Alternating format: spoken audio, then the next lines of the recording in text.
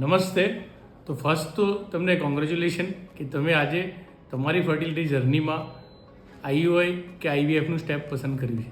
તો આ પ્રોસિજરની અંદર તમને જે ઇન્જેક્શન આપવામાં આવે છે તો એ ઇન્જેક્શન અહીંયાથી ઘરે કેવી રીતે લઈ જવા, એ ઇન્જેક્શન ઘરે જઈને ફ્રીઝમાં કેવી રીતે રાખવા, એ ઇન્જેક્શન તમારા ઘરે કે નજીકમાં કોઈ ડૉક્ટર કે સિસ્ટર કે કોઈ હોસ્પિટલ સ્ટાફ જો તમને ઇન્જેક્શન આપે છે તો એ ઇન્જેક્શન પેટ પર કે થાપા પર કઈ જગ્યાએ કેવી રીતે લેવા અને એના પછી શું કાળજી રાખવી, તો એના માહિતી માટેનો આ એક ટૂંકો વિડીયો છે. તો ફર્સ્ટ સ્ટેપની અંદર જે ઇન્જેક્શન તમને અહીંયાથી થર્મોકોલ બોક્સ કે એક બેગની અંદર ફ્રીઝરમાંથી જે આઈસ પેક હોય છે એની સાથે આપવામાં આવે છે.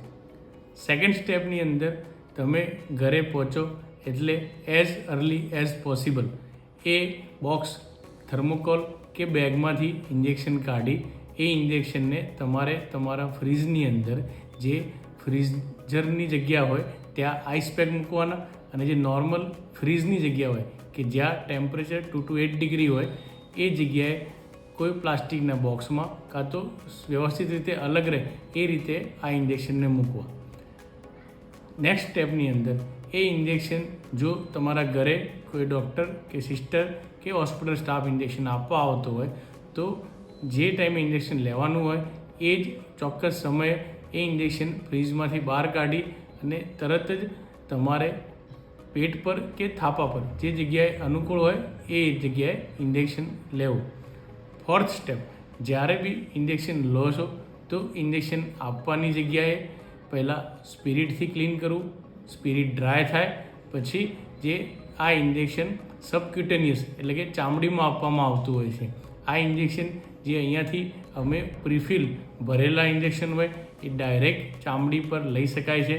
અને સેકન્ડ કે જે ઇન્જેક્શન બનાવીને લેવાના હોય છે એ ઇન્જેક્શનમાં ઇન્જેક્શનની સાથે વોટર હોય, વોટર ઇન્જેક્શનમાં મિક્સ કરી એ ઇન્જેક્શન અહીંયાથી જે સિરિંજ આપવામાં આવે એ સિરિંજમાં લઈ અને એ ઇન્જેક્શન તમે પેટ પર કે થાપા પર લઈ શકો છો.